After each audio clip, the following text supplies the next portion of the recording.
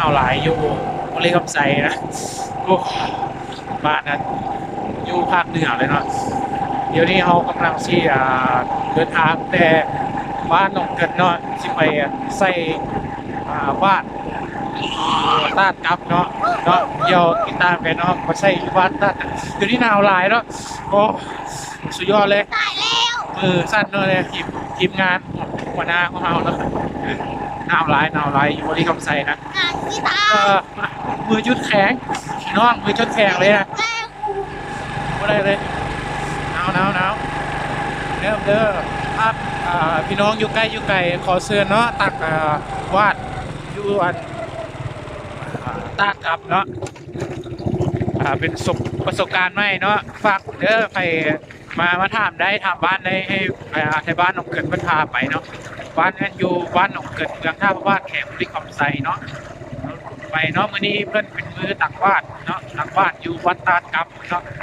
อันนี้จะเป็นเส้นทางเนาะเป็นเส้นทางก็สะดวกสบายเนาะมาได้เนาะอยู่บ้านไกลอยู่บ้านไกลก็มาได้เนาะเดี๋ยวนี้เอากำลังที่เดินทางไปแล้วเนาะเดินทางไปแล้วเอารถขี่รถมาได้ทุกคันเนาะรถประเภทใดก็มาได้เนาะมาได้เนาะเดี๋ยวเราก็เอาใส่รถจักรเนาะรถจักรรถไถรถหุ้นใดรถวีโก้รถอย่างก็เชิญมาได้เนาะเดี๋ยวมีอันนี้ก็จะมีเพิ่นกำลังนานเนาะเพิ่นเอารถตู้มาเนาะรถตู้มาอยู่นำหลังเนาะไปเนาะแต่ว่าช่วงนี้อากาศเย็นนิดนึงเนาะอยู่วัดตาดกับเนาะพอเชิญส่วนเนาะส่วน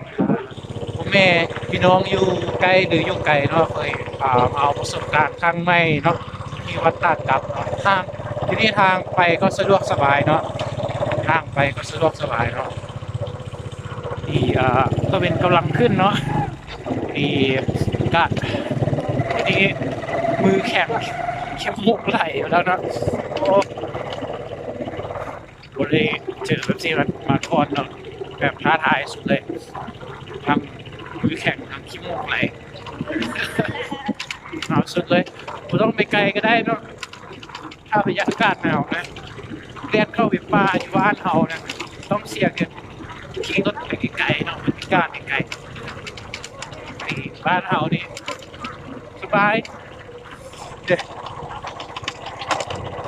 หนาวเนี่ยตักลุยแล้วยอดเลยพี่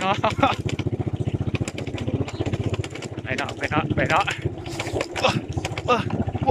อ้พาออกกำลังกายไอ้เนาะขี่รถลงนี่ยอดเลยสุดยอดเลยเอามีกลุ่มมีคลิปนี่นะต้องเอาเลยเนาะมือนี้จะแข็งจนสั้นเลยเนาะมันห้ามแข็งอยู่เลยอันนี้รถที่เดินทางไปกับเราเนาะเพิ่นกับขี่รถหุ่นใดไปเนาะเขาก็เอาซิมมอเตอร์ไซค์เพิ่นจะรถหุ่นใดนะอันนี้กับพี่น้องไอ้บ้านหนองเกินเขาเนี่ยเนาะเพิ่นกับมาด้วยกันเนาะแข่งบริคำไซเนาะเอารถหุ่นใดรถอีโก้รถไถรถสัมปปีเนาะมาได้เนาะผู้หัวงานเพื่อชิมเมิดมือใดเนาะขอเชิญชวนเนาะพี่น้องเนาะมาทางสะดวกสบายเด้อเนาะนี่อันนี้ก็เพิ่นก็มีรถหุ่นใดเพิ่นจะไปฮับบนเนาะ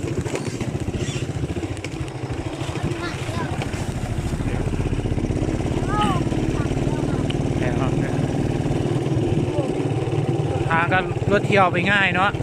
เพิ่นทางแล้วเนาะที่ว่าหนกเกินเขาเพิ่นก็ได้ทางได้บุรณะมันขึ้นไม้แล้วเนาะก็เสื่อมส่วนเนาะอันนี้ก็เป็นสถานที่จอดรถเขาเนาะจอดได้เนาะรถจักรรถมีอย่างก็จอดไปชั้นอะไรเนาะเดี๋ยวมาต้องได้ข้ามน้ำเนาะข้ามน้ำอยู่ตัวนี้เนาะเดี๋ยวข้ามน้ำโซนนี้น้ำกำลังคักดีนะ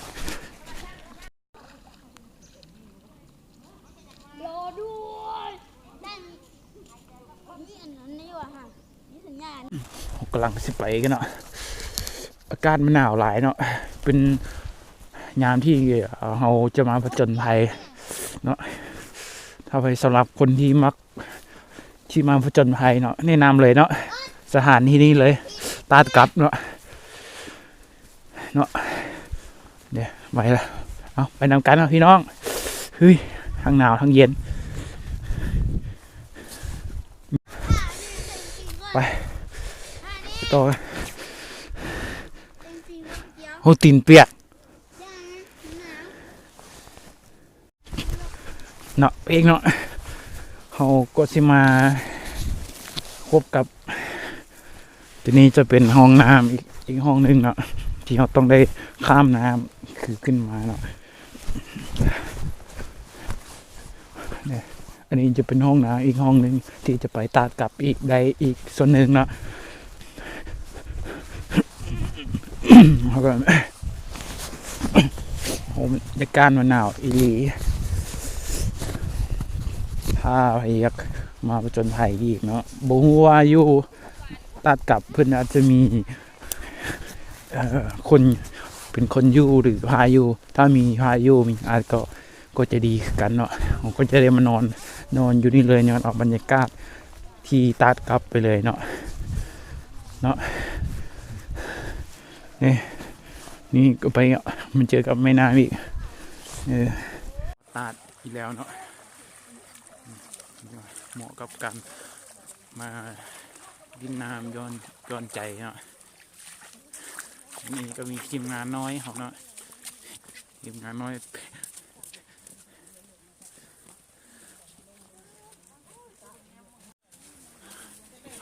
เขาก็ฮอดจุดหมายปลายทางแล้วเนาะนี่เป็นสถานที่ที่สวยงามเนาะโอ้ตะกี้มันบ่ได้อันนั้นได้อันนี้นะตะกี้หกบ่หันมีต้นไม้ใดเหมาะเกี่ยวกับบ่ตะกี้บ่มีต้นไม้แล้วมันขึ้นแล้วดินี่ต้นไม้น้อยนี่เราก็ที่จัดพิธีแล้วเนาะที่มีทีมงานขึ้นมาท่าก่อนอยู่แล้วเนาะนี่ทีมงานเนาะ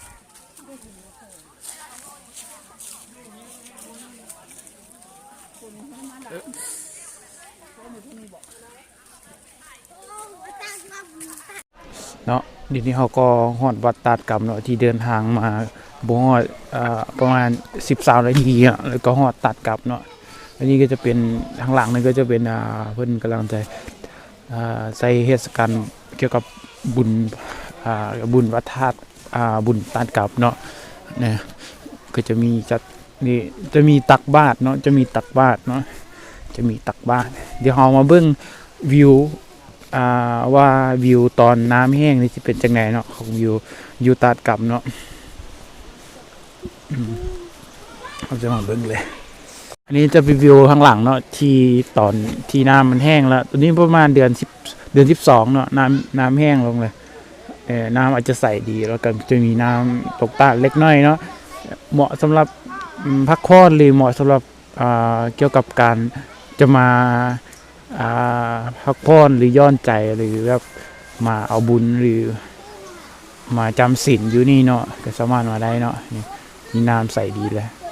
เนาะ